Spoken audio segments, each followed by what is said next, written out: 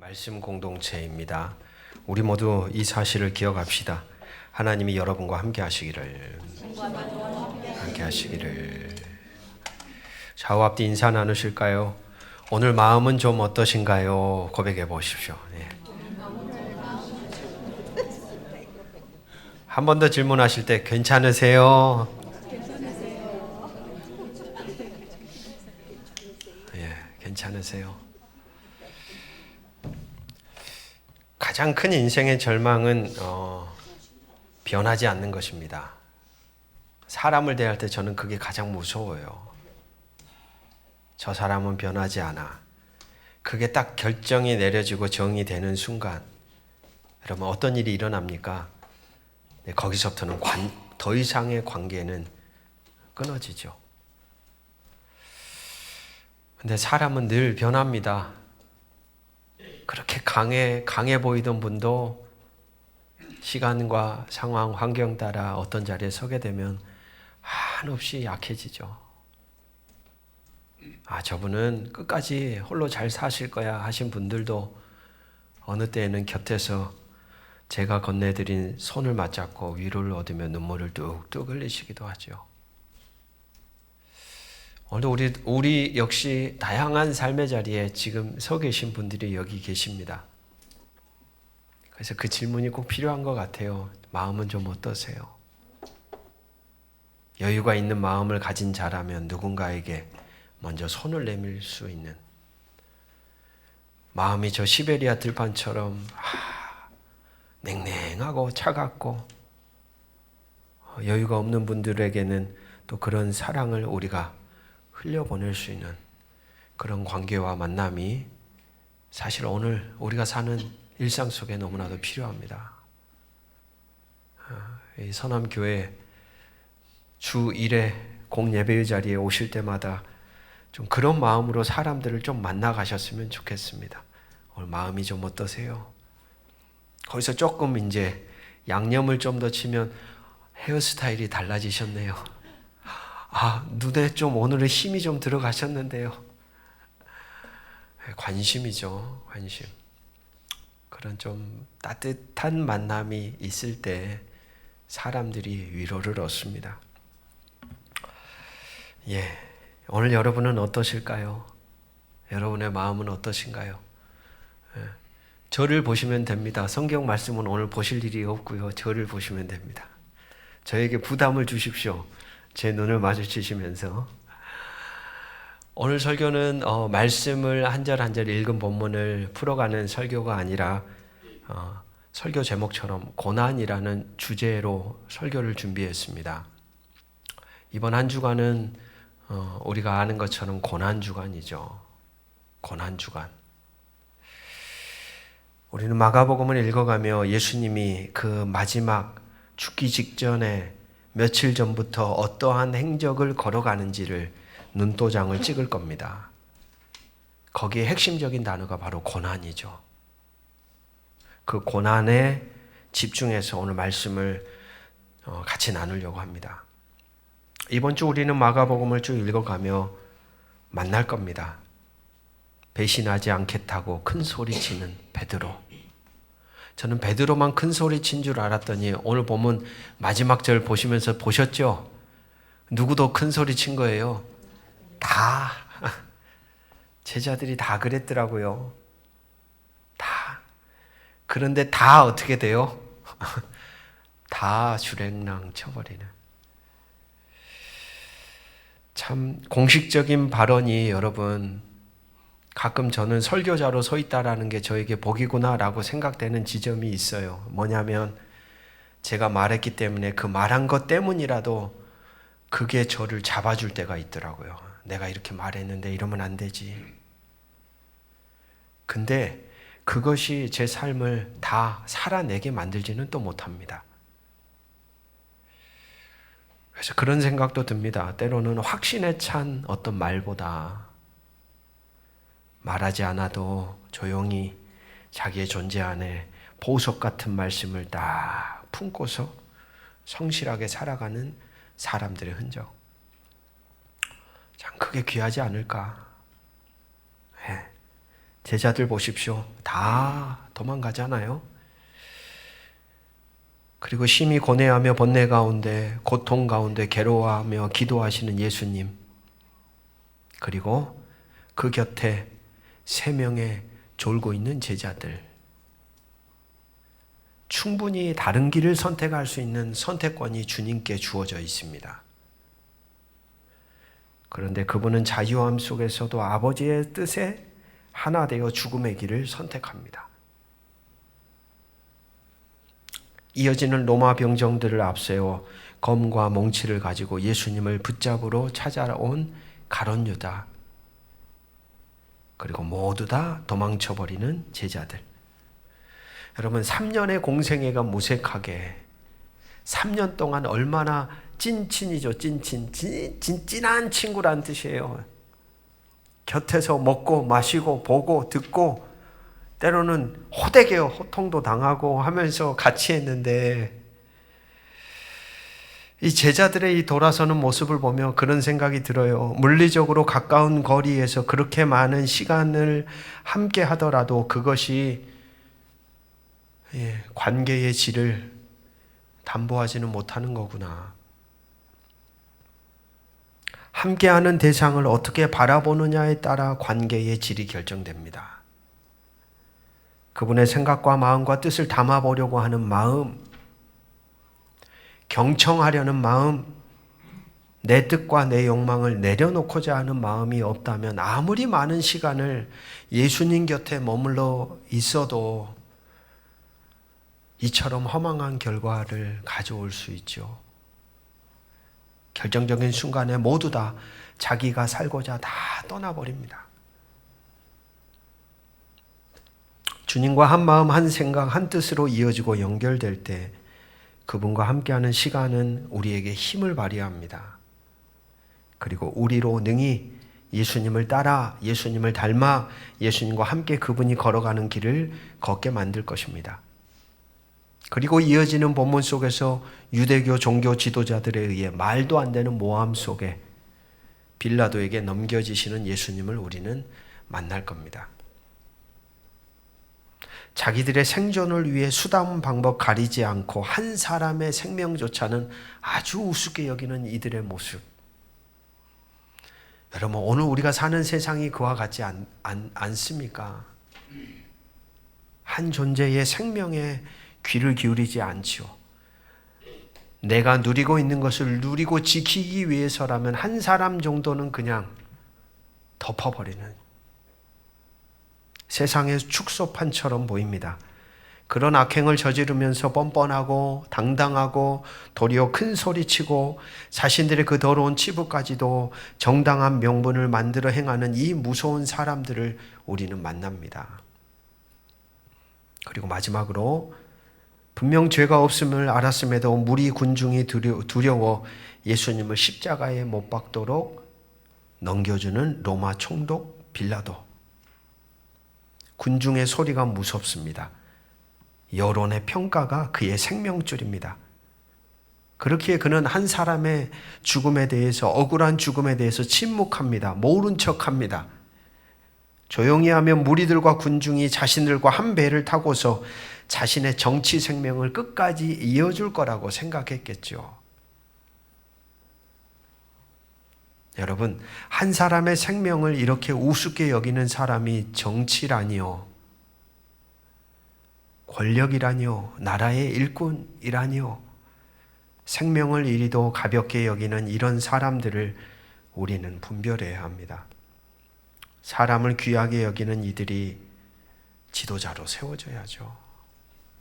사람을 존귀하게 여기는 이들이 나라의 지도자로 세워질 때 백성들이 행복합니다.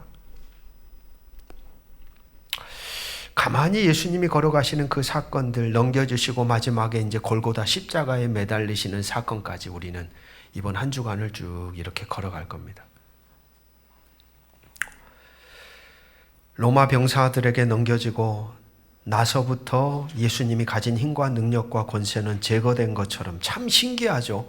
그 전에는 말씀도 하시고 이적과 기사 능력도 베푸시고 하나님의 아들의 권세를 분명히 드러내셨는데 로마 병정에 의해 딱 넘겨지는 순간부터 예수님은 그때부터 완전히 수동적인 존재가 되는 거예요. 완전히 능력이 없는 어떤 존재, 마치 평범한 한 사람이 되어버린 것처럼 이리저리 끌려다니다가 결국엔 죽음을 맞이합니다. 저는 이러한 예수님의 행보를 가만히 바라보고 뒤따라가면서 저에게 들었던 질문은 그겁니다. 왜 고난입니까, 하나님? 왜 이렇게 처참한 죽음입니까? 구약의 제사법처럼 짐승이 대신하여 죽음으로 사람의 죄가 사함을 받았듯 우리의 죄를 대신하여 예수님이 대신 죽으신 것이라고 말하기 이전에, 그렇게 기계적으로 공식을 대입하기 이전에, 저는 오늘 이 시간 주님이 친히 걸어가신 그 흔적 속에서 들려오는 그 존재의 소리에 좀 귀를 기울여 보고 싶습니다. 어떤 소리를 내시는 걸까? 어떤 이야기를 우리에게 건네시는 걸까? 이렇게 먼저 생각을 해보면 좋겠습니다, 여러분. 완전하고 전지전능하신 신이 아파하고 고통당한다면 여러분, 그는 신일까요? 신이 아닐까요? 의례, 신은 전능해야 하고 당연히 고난과는 거리가 멀어야 하는데 사람들에게 임하는 고난과 고통을 똑같이 받는다면 과연 그 대상은 신일까요? 바로 그러한 이미지가 통상 사람들이 바라보던 신들에 대한 생각들입니다. 그렇습니다. 지금까지 보아온 신적인 존재들의 형상들은 중요합니다. 고통, 고난과 절대 무관했습니다. 무관했다는 거예요. 그러나 중요한 것은 성경을 통해 만나는 하나님은 십자가 위에서 부서지고 십자가 위에서 깨어지고 십자가 위에서 모든 것을 쏟아내고 고통과 절망에 뭉개어진 정말로 처참한 모습이죠. 신이라고 말할 수 없는 모습이란 말입니다. 참 이상한 신 아닌가요? 저는 참 그렇게 생각이 들어요. 참 이상한 신이다. 전지전능하신 그 신이 자기 손에 피 하나 묻히지 않고 그냥 마법을 부리듯이 딱 일을 행하셔도 되는데 왜 이렇게 이상한 참혹한 현장의 자리로 수많은 인류의 시선을 거기에 집중시키게 하는 걸까? 왜 저런 죽음일까? 왜 저런 고난일까? 이게 저에게 있었던 질문입니다. 왜 이 참담한 자리를 아버지 하나님은 자신의 뜻으로 정하셨고 그런 도저히 이해되지 않는 아버지의 뜻을 예수님은 수용하셨을까? 여러분, 말씀드린 대로 고통과 고난은 수동적인 단어입니다. 여러분, 이런 말 들어보신 적 있으세요? 고통하다, 고난하다, 능동적인 단어 들어보신 적 있으세요? 늘 고통과 고난 뒤에는 수동적인 말이 붙죠. 고통을 뭐하다? 당하다, 고난을 받다. 자기 의지나 의사와 상관없이, 예고 없이, 대처할 겨를이 없이 순식간에 당하게 되는 것이 고통이요, 고난입니다. 그러나 우리가 아는 것처럼 예수님은 그러한 고난을 알고 있었고 그는 피할 수 있었습니다. 다르게 선택할 수 있는 자유가 있었지만 겟세마네 기도의 자리에서 그분은 피하는 길이 아닌 아버지와 하나 되는 길을 선택하며, 우리 같이 한번 따라해 볼까요? 자발적 고난의 길로 들어갑니다. 자발적이에요. 왜 그러실까? 인간들이라면 수동적으로 당할 수밖에 없는 그 고난을 왜 주님은 스스로 능동적으로 그 안에 들어가실까? 자신의 의지를 가지고 자신의 마음을 가지고 자신이라는 전 존재를 내던지며 그 고난의 자리로 도대체 왜 들어가시는 것일까?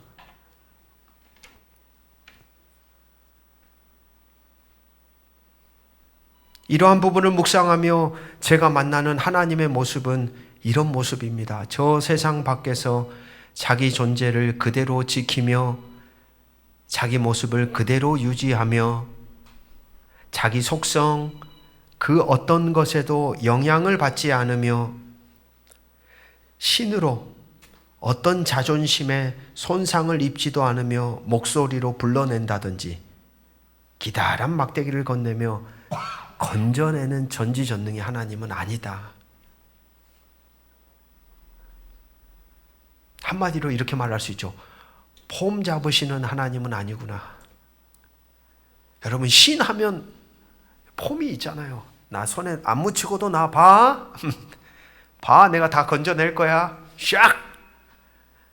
이렇게 폼 잡는 하나님이 아니라는 거예요. 그에게는 자신의 폼보다 더 중요한 대상들이 있습니다. 사람들이 있는 거예요. 그들을 수단 방법 가리지 않고 살려내는 것이 더 중요합니다. 그렇기에 더럽고 추하고 악하고 절망적이고 소망이 발견되지 않는 어두운 세상, 그 세상에 발딛고 살아갈 수밖에 없는 수많은 사람들이 사는 삶의 자리로 같이 한번 고백합시다. 직접 들어오십니다. 들어오셔서 심폐소생하는 것 같아요. 이 인간들을 살려내려면 하나님이 할 수 있는 가장 중요한 심폐소생이 뭘까? 인간을 살게 하는 가장 핵심적인 요소가 뭘까? 그것은 바로 같은 자리, 같은 마음, 같은 존재로 연결되어 함께 절망을 경험하고 함께 단절을 경험하고 함께 고통을 느끼며 함께 죽는 것입니다.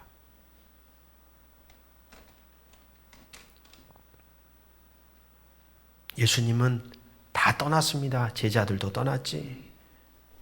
하나님조차도 골고다 언덕 십자가에 매달려 계실 때 침묵하십니다.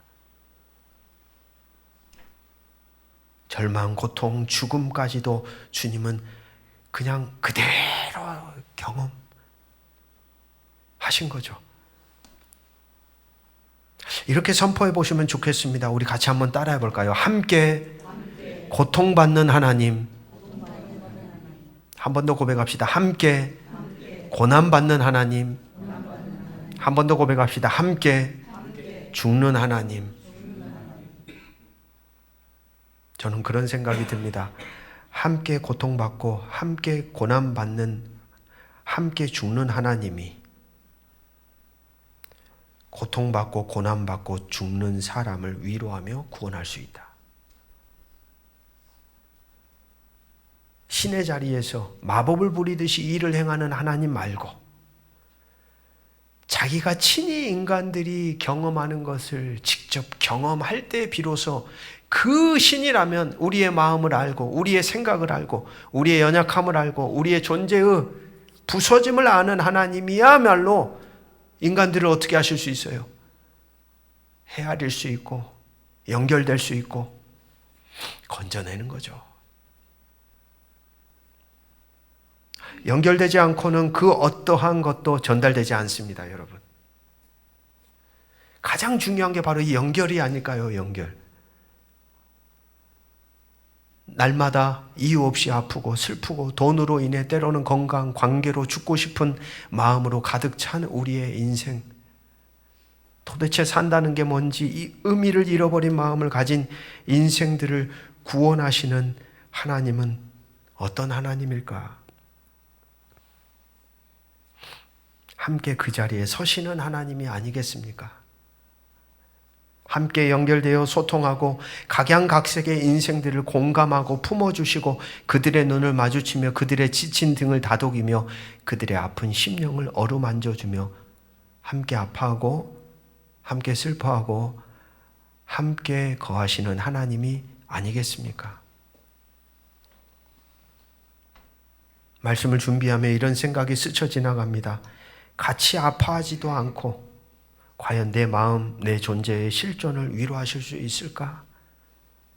딱 이 지점이 주님이 스스로 고난 속으로 들어오신 이유처럼 저에게는 다가왔어요. 같은 자리에서 같은 마음으로 같은 절망과 고통을 경험하지 않는 그 어떤 신이 인간에게 위로를 줄 수 있을까? 이 기주라고 하는 사람이 쓴 언어의 온도라는 책에 이런 이야기가 등장합니다. 더 아픈 사람. 언젠가 2호선 홍대 입구역에서 지하철에 몸을 실었다. 맞은편 좌석에 앉아있는 할머니와 손자가 눈에 들어왔는데 자세히 보니 꼬마의 안색이 좋지 않았다. 할머니 손에는 약봉지가 들려 있었다. 병원에 다녀오는 듯 했다. 할머니가 손자 이마에 손을 올려보더니 웃으며 말했다. 아직 열이 있네. 저녁 먹고 약 먹자. 손자는 커다란 눈을 끔뻑거리며 대꾸했다. 네, 그럴게요. 그런데 할머니는 내가 아픈 걸 어떻게 그리 잘 알아요? 순간 난 할머니 입에서 나올 수 있는 대답의 유형을 몇 가지로 예상해 보았다. 아마 나이가 들면 자연스럽게 알게 된다. 라거나 할머니는 다 알지, 이 녀석아. 식으로 말하지 않을까 생각했다. 여러분은 어떤 대답을 생각하십니까? 아니었다. 내 어설픈 예상은 철저하게 빗나갔다. 할머니는 손자의 헝클어진 앞머리를 쓸어 넘기며 말했다. 그게 말이지, 아픈 사람을 알아보는 건 더 아픈 사람이란다. 이 작가는 그 다음에 이런 멘트를 쓰더라고요. 상처를 겪어본 사람은 안다. 그 상처의 깊이와 넓이와 끔찍함을. 그래서 다른 사람의 몸과 마음에서 자신이 겪은 것과 비슷한 상처가 보이면 남보다 재빨리 알아챈다. 상처가 남은 흉터를 알아보는 눈이 생긴다. 사랑하는 말씀의 동역자 여러분, 이번 한 주간 우리는 고난의 여정, 골고다 십자가, 눈을 들고 똑바로 바라보기 어려운 참혹한 자리, 그러나 그곳에서 우리도 역시 확실하고 분명한 소리를 듣게 될 겁니다. 내가 너를 안다는 거예요. 그냥 떨어져서 미사여구 붙여가며 막대기 하나 건네주며 그냥 말씀하시는 하나님이 아니라 내가 너의 인생의 고난을 안다. 무게를 안다. 인간의 실존을 안다. 너의 삶의 무게와 고통과 참담함을 안다. 나도 너라는 존재의 소리를 듣고 있다. 너는 그 자리에 홀로 서 있지 않고 같이 한번 고백합시다. 나와 연결되어 있다. 할렐루야. 여러분, 우리 인생의 고난이죠. 인생은 누가 그랬죠? 고해라고. 눈 감을 때까지. 그래서 여전히 자신이 없습니다만 저는 이 기독교 신앙이 주는 위로를 얻습니다. 연결되어 있구나. 고난 가운데도. 그리고 심지어 죽음에 이르더라도 그 안에서도 우리 인간의 실존을 경험하신 그 예수님은 우리와 뭐하고 있어요? 연결되어 있어요.